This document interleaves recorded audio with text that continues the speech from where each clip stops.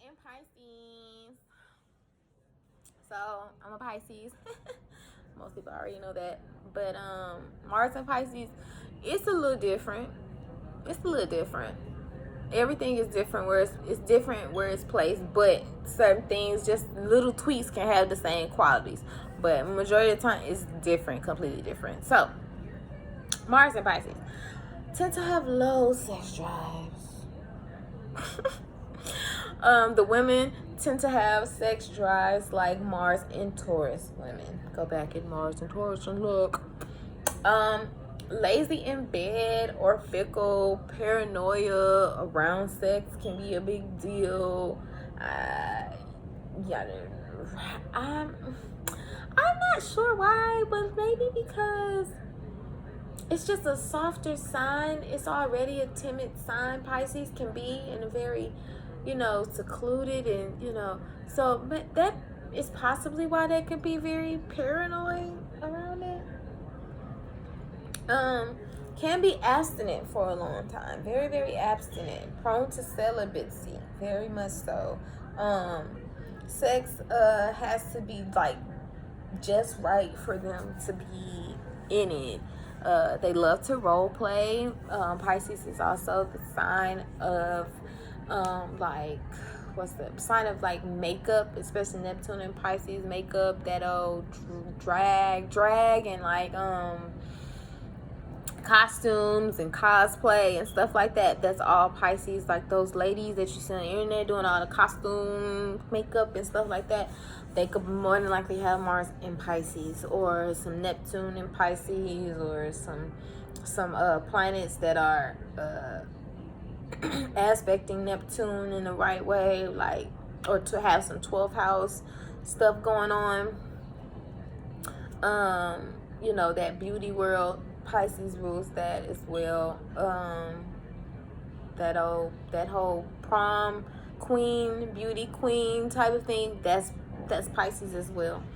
Mars and Pisces men like costumes, like again, outfits for women to dress up in. They like to see women dress up. If you are that type of female, you get a lot of Mars and Pisces women who like to dress up, like I say, in costumes and pretend to be somebody else.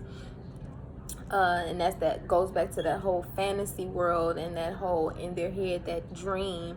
That's a lot of times why they like to pretend. Mars and Pisces men could have foot fetishes. Pisces rules the feet, the nervous system as well, and I believe the lymphatic system. Men could be big on porn as well. Matter of fact, Pisces, I think.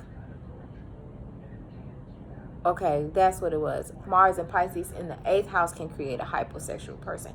But Pisces in the 6th house can create, I believe, a person with sex addictions. And it's crazy.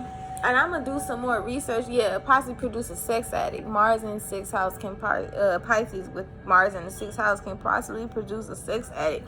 And I'm gonna get into that. I'm gonna look more up into that, because that's like some Virgo Pisces shit. Because Pisces in the 6th house is Virgo, yeah.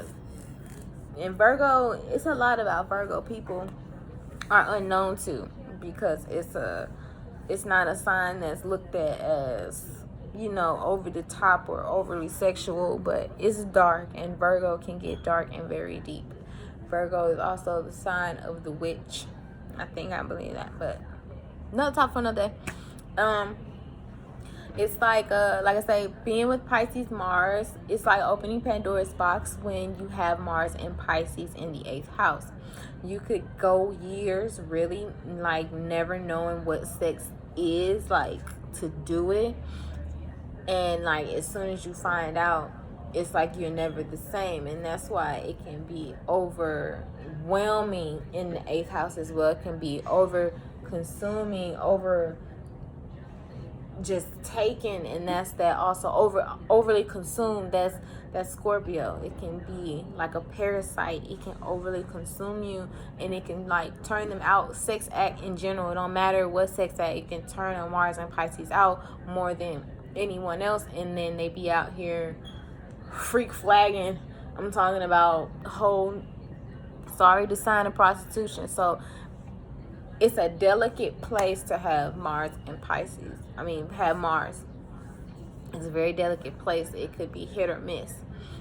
They can be gentle, good at giving oral sex, can be shy or withdrawn, timid.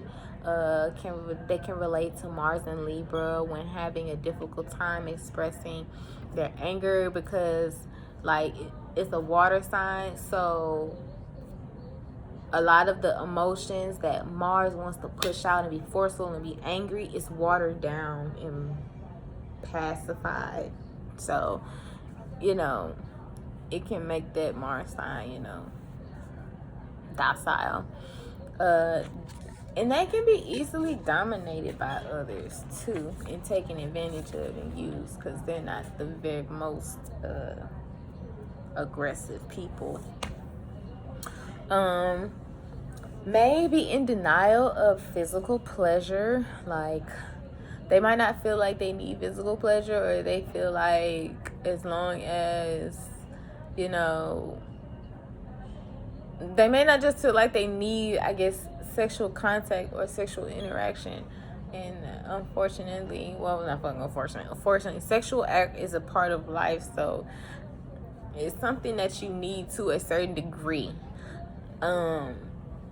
And a Pisces, Mars Pisces, sometimes may feel like they don't need it at all. They channel energies through fantasy, like I say, daydreaming, or artistic outlet, because Pisces people are very artistic. They can be empathetic.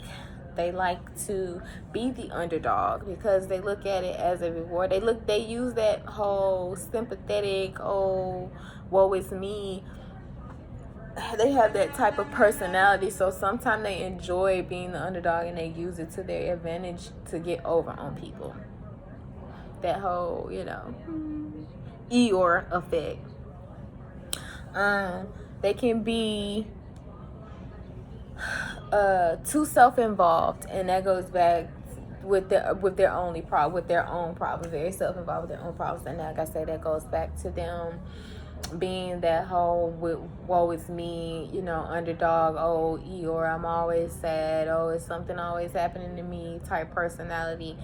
So self-involved, like it's other people that's go through shit out here and some out here going through the same shit as you. Like, chill, you're gonna be okay. They can sometimes be too nice and have the Pisces, that's what I meant, Pisces men too, they can overcompensate for their masculinity, like by acting tough or by acting hard. And that's really around other men, because a lot of times Mars and Pisces men can feel, like their masculinity is challenged by other men, and that's why a lot of them can, just feel just downright, less than, I guess, in the man world. And you get a lot of also Mars and Pisces men that end up, I guess you would say, you have your people, don't get me wrong, you have your people who are naturally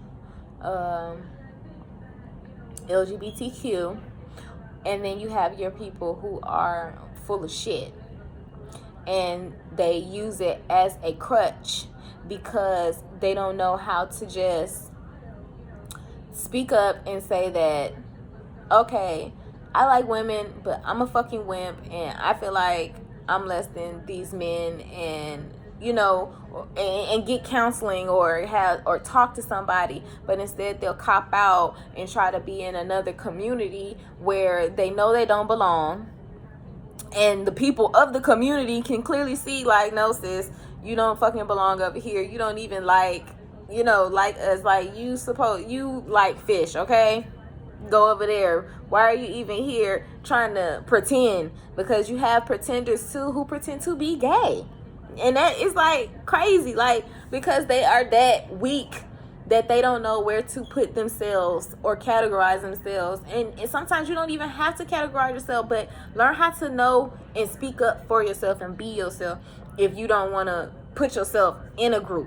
If you don't want to put yourself in a group, then you need to know how to speak up for yourself when people come at you for saying, well, I'm this way and that way, I'm that way, because people gonna question you, and you don't have to tell them. But for those times that you have to stand up for yourself, you need to know your shit, and you need to know how you feel and how, you know, you want your fucking life to go, because at the end of the day, it's your fucking life. So that is another thing. Like, so they need to, Mars and Pisces men, they also need to stop that shit. They can do better. They need to, I think they should be number one for fucking, they need a goddamn counselor.